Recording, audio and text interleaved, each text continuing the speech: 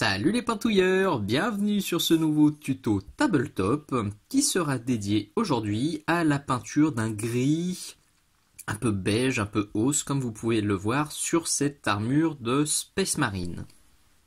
L'idée aujourd'hui, ça va vraiment être de vous montrer une recette ultra rapide, donc que j'ai mise au point pour ce marsouin, que je voulais peindre en 2-3 heures tout simplement, voilà, pour le fun, pour tester de nouvelles choses.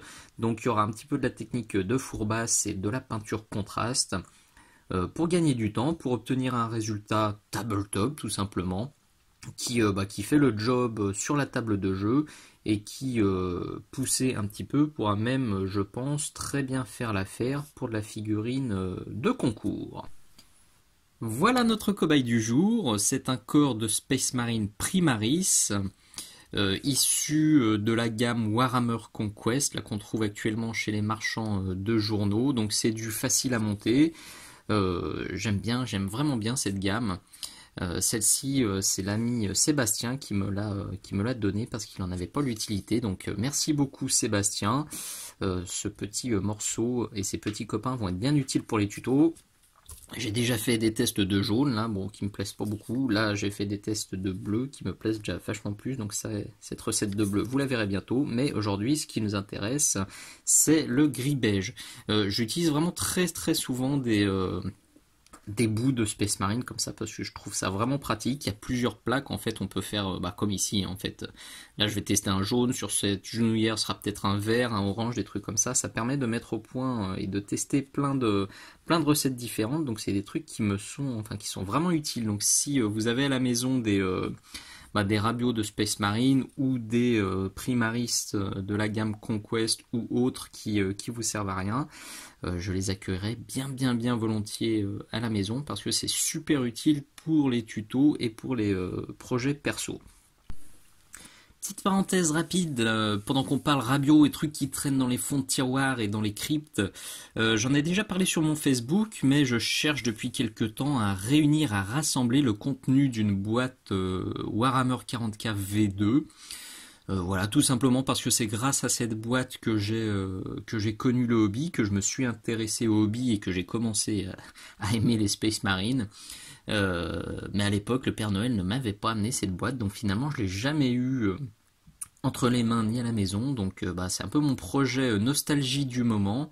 Donc si vous avez des figurines de cette époque, si vous avez les figurines de la boîte, là c'était les Blue Angel, les orques et les Gretchin, si vous avez le matériel, les règles, même la boîte qui est vide, ça peut m'intéresser.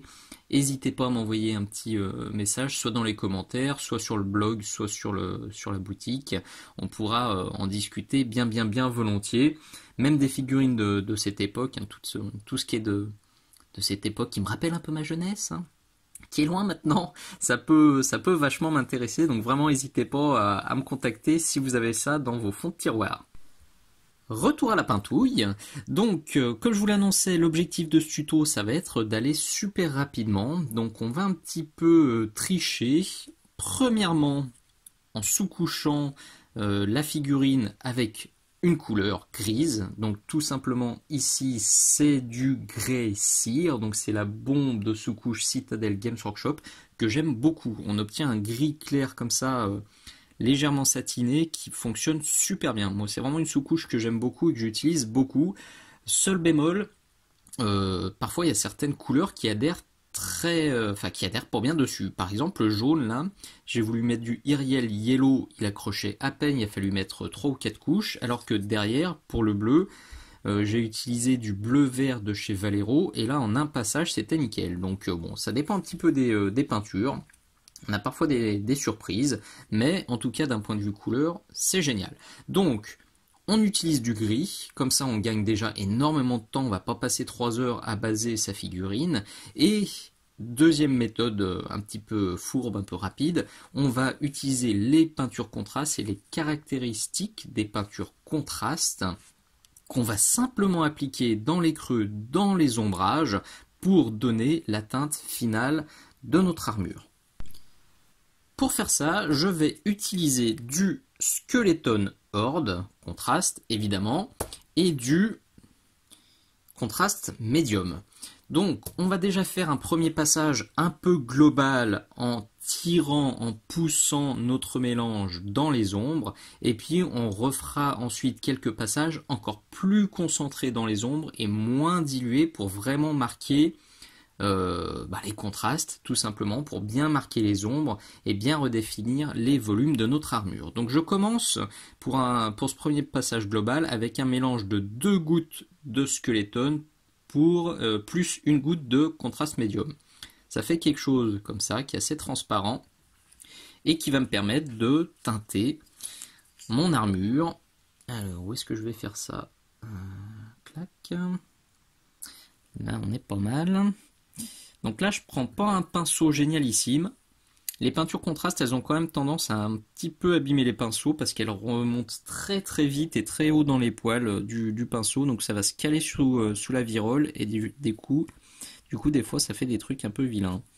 Donc là, l'idée, ça va être d'en mettre une bonne quantité. Vous le voyez, hop, je nettoie. On a entendu le pot d'eau. Et je viens lisser tout en tirant ça vers le bas. Alors là, on a l'impression qu'il se passe pas grand chose, c'est normal. Hop là, je vais essayer de le faire ici. Si vous êtes vraiment à l'aise avec tirage, poussage, dilution, vous êtes limite pas obligé de la diluer. Vous pouvez y aller direct, non dilué. Maintenant, pour ce premier passage, si c'est la première fois que vous faites ça, je préfère quand même rajouter un peu de médium. Mais voilà, si vous avez déjà joué avec les contrastes et vous savez comment elles réagissent, vous n'êtes pas obligé de le faire, vous pouvez y aller direct non dilué comme on le fera pour les étapes suivantes. Donc là, je le refais. J'en reprends, j'en mets une bonne quantité là en bas, je nettoie le pinceau et je viens flouter et je remonte un tout petit peu plus haut pour donner le côté un peu jaune, un peu ocre à mon armure. Donc il va falloir faire ça un peu partout. Pardon, j'étais un peu sorti. Là, on voit que ça commence à prendre forme. Donc on va en remettre. On en remet. On nettoie de nouveau. Je refais ma pointe jolie.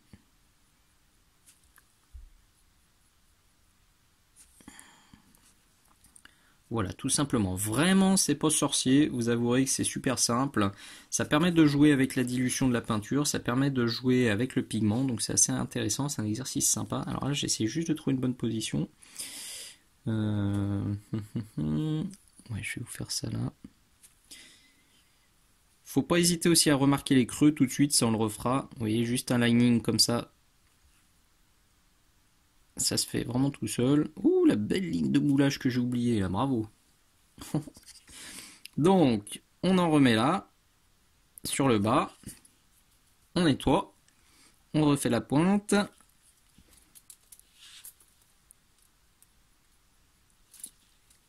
Et on vient flouter ça, gentillet. Là, je me bats avec une petite poussière. Je sais pas si on la voit à l'écran.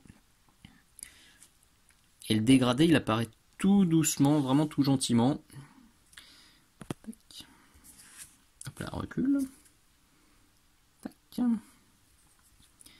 Voilà l'idée de ce premier passage que j'ai volontairement fait léger, mais voilà, je le redis encore une fois, si vous voulez y aller plus violent que moi, faites-vous plaisir. Ça dépend un peu de votre dextérité et de votre pratique.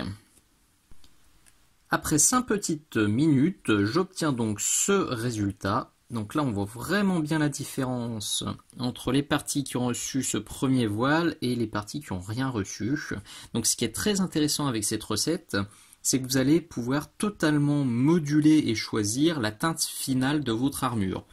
Si vous vous forcez à mettre du Skeleton Horde qu'ici, vous aurez donc une armure globalement grise avec des ombres un peu ocre.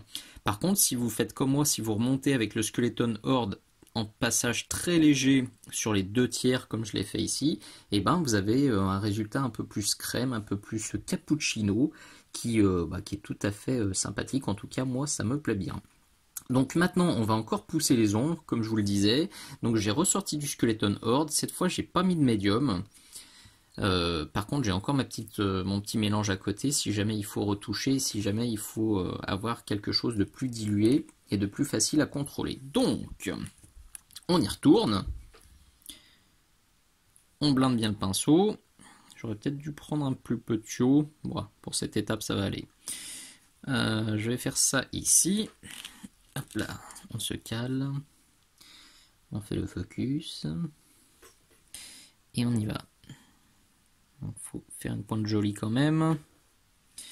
Donc là, je l'applique. Je nettoie. Et je lisse la transition. Alors soit vous lissez, ça marche bien, soit vous pouvez tapoter si ça déconne un petit peu. Et si la texture ne vous dérange pas, si vous voulez pas tapoter, vous reprenez du médium et ça vous aidera à lisser quand c'est pas super joli. Donc là, rien de sorcier non plus, hein, vous l'avez vu. En fait, ce deuxième passage va renforcer les creux. Donc je vais faire ça un peu partout. Je vais le faire ici. Évidemment, je vais le faire là-bas au fond. Alors, est-ce qu'il va arriver à me faire un focus? Ouais. Donc là, j'en mets une bonne goutte. Je nettoie.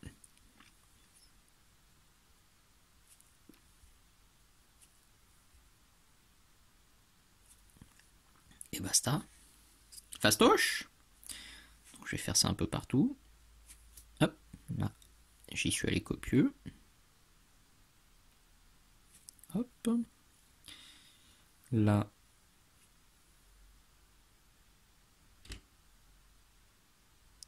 J'y vais copieux aussi. Là en dessous. Alors attention, tentative de rotation. Hop là. Est-ce qu'on y voit encore quelque chose? On est pas mal. Donc là on va...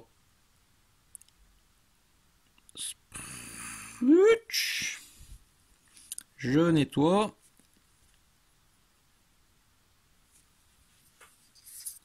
Et c'est la magie. Donc on voit bien la différence là encore. Et là encore, évidemment, arrêtez-vous quand ça vous plaît. Il faut pas trop en faire si vous voulez bien conserver ce côté, le petit côté gris. On aurait pu très bien partir sur une sous-couche beige avec le Race Bone de Citadel. J'avais fait le test aussi. Pour le coup, on obtenait vraiment une armure bien beige, parfaite pour de la Deathwing par exemple. Je ferai peut-être un tuto parce que ça marchait aussi très bien. Mais ce que j'aime bien ici, c'est ce côté de fond un peu gris et d'ombre un peu ocre. Ça donne un résultat un peu entre deux, un peu difficile à identifier, qui fait assez travaillé, qui fait sympa. Alors qu'en fait, c'est super facile, c'est super rapide à faire. Personnellement, ça me suffit comme ombrage, je vais pas plus loin, vous voyez là vraiment la différence elle est super flagrante. Là on a toujours notre rendu gris, là on est vraiment sur quelque chose de plus crémeux. Donc moi j'ombre pas plus. Maintenant si vous voulez un résultat un peu plus travaillé, vous pouvez encore approfondir les ombres avec ça par exemple, le Gore Gruntafur qui fonctionne très bien, ou tout simplement le Burned Umber là, que je vous présente aussi très souvent sur mes tutos.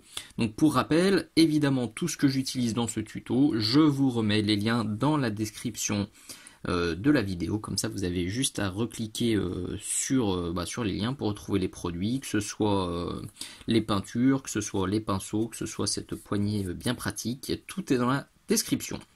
Donc si vous n'avez pas trop cochonné, normalement vous pouvez passer immédiatement à l'éclaircissement. Maintenant il arrive que comme moi, ici vous voyez il y a une petite auréole qui s'est formée, donc je vais vous montrer comment la rattraper rapidement. Pour ça, j'ai simplement ressorti du grès cire. Cette fois, c'est pas de la sous-couche, mais c'est le petit pot. Il est là sur la palette. Je sors un bon pinceau. Donc là, maintenant, je suis de nouveau avec mes Da Vinci Maestro. Là, c'est un taille 1. Et je vais juste prendre ma peinture qui est là, à peine diluée. Et je vais venir tapotouiller sur le tour de l'auréole.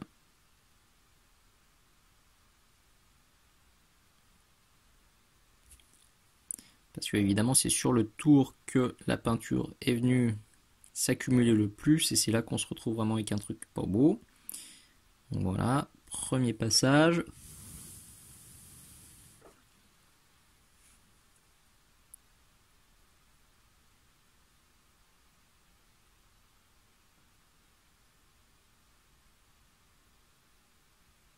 Deuxième passage, on a déjà bien effacé ce qui était pas beau. Vous voyez, c'est déjà beaucoup moins flagrant.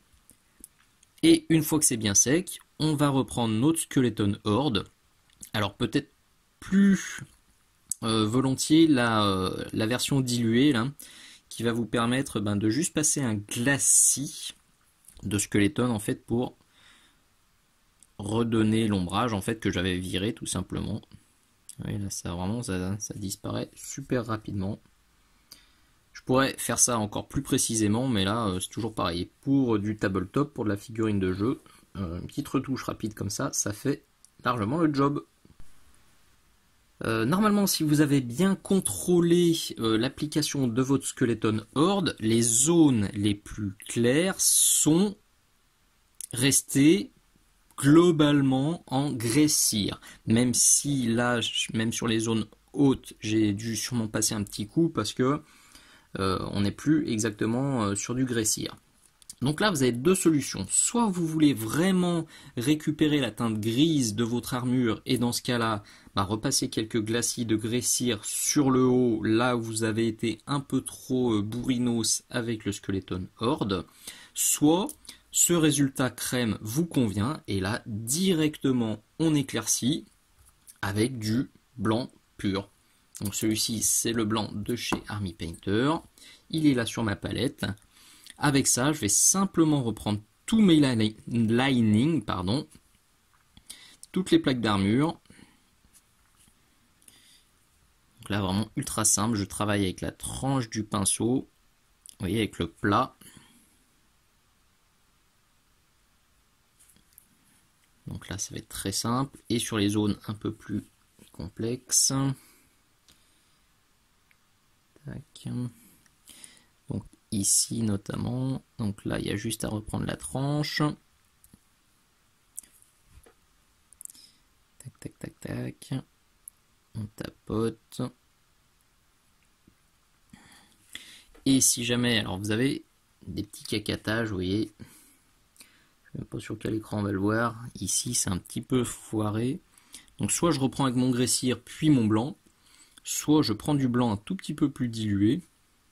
Hop, je vais prendre un peu d'eau sur ma palette humide. Je vais le poser. Je nettoie un peu.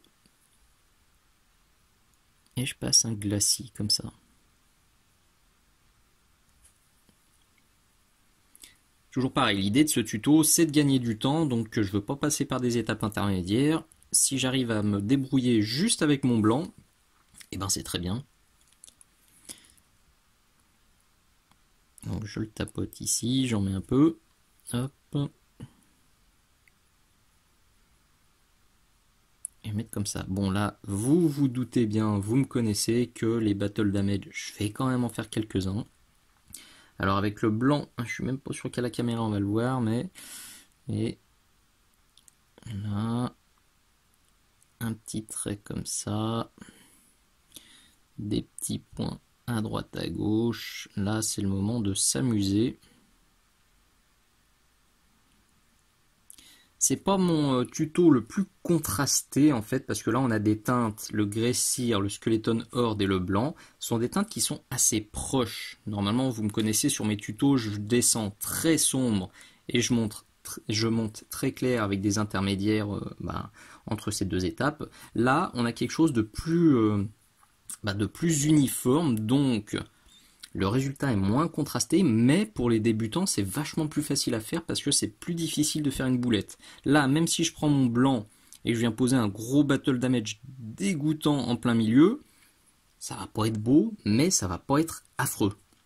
Ce sera moins monstrueux que quand sur mes plaques d'armure comme ça, normalement, sur ces zones-là, je suis déjà très très foncé. Là, je suis juste en squeletton, donc c'est pas dramatique. Donc je vais simplement, vous l'avez compris, reprendre en fait toutes mes zones claires, donc là avec mon blanc, en alternant le blanc légèrement dilué quand je veux faire un petit éclaircissement délicat, quand je veux rattraper des auréoles, et du blanc pas dilué du tout quand je veux faire du lining super précis sur les arêtes de mon armure.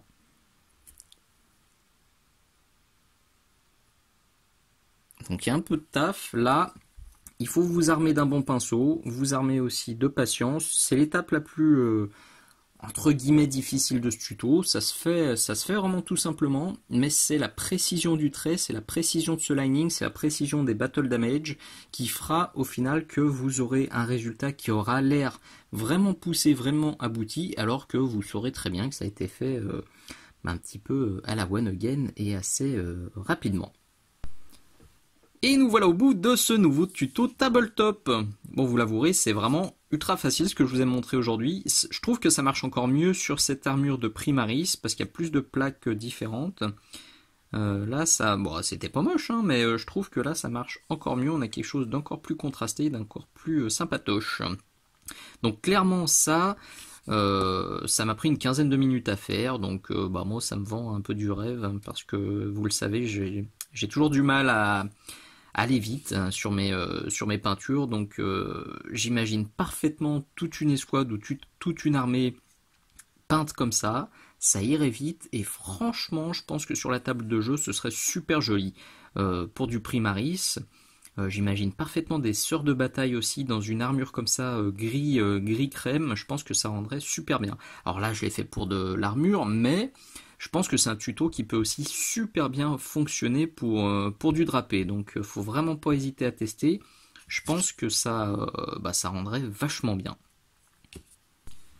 J'espère que ce nouveau tuto tabletop vous aura plu. On est vraiment dans l'esprit de ce que je vous annonçais au tout début de l'année 2020. Là, des tutos un peu plus rapides, surtout destinés aux joueurs. Mais je pense que les peintres confirmés trouveront aussi quelques astuces intéressantes et des exercices intéressants à faire dans ces tutos. Là, vraiment, ça apprend à jouer sur les filtres colorés, à jouer sur le tirage, le poussage de la peinture et à faire des dégradés assez propres de manière très très simple. Donc je pense que c'est intéressant même pour les peintres qui savent déjà un petit peu peintouiller et qui veulent faire plus que de la peinture d'armée. Donc là franchement tabletop, tabletop plus, hein, c'est ce que je vous annonçais déjà. Je pense que ça roulera parfaitement. Sur les tables de jeu et sur des tables d'expo en poussant un petit peu l'exercice. Écoutez, si ce nouveau tuto vous a plu, faut surtout pas hésiter à le partager, à mettre un petit pouce vers le haut, un petit commentaire sympa, un petit poutou, un petit bisou, ça fait toujours plaisir, c'est bon pour la motivation. Je vous remets toutes les teintes dans la description de la vidéo, je vous remets aussi plusieurs façons de me soutenir. Si vous avez envie de me filer un petit coup de main, ce sera toujours apprécié et appréciable. Merci d'avoir regardé, je vous dis à très bientôt. Ciao ciao.